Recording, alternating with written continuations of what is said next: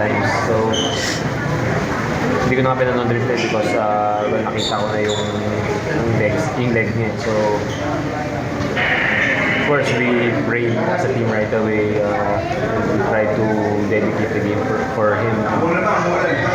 Yun lang kasi we don't want those things to happen to anyone. But at the same time, also, kasi Deck One, nandito siya last year, and kaya siya pinakain because he's a very good character guy, easy to get along. He's one of the boys na magkakulitan namin agad na araw. So, it's just sad to see a brother going down.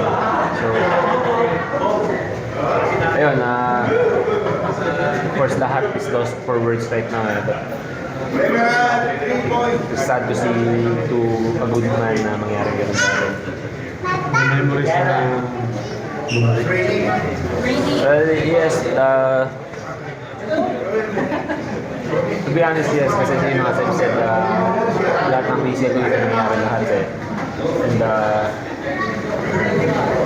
ang bigat sa pakiramdam, lalo, syempre, of course, a win, praise God, but at the same time, ang bigat na sa pakiramdam. I can feel the doubt right now na talagang kahit nanalo kami, mabigat pakiramdam na kasi devastating na nangyari. Praise God din kay Nicole before he exited the court, nagsalute pa siya sa mga tao, he's in good spirits. But I know it's not easy going through that eh, kasi experienced it 3 times, so lang, it's really hard.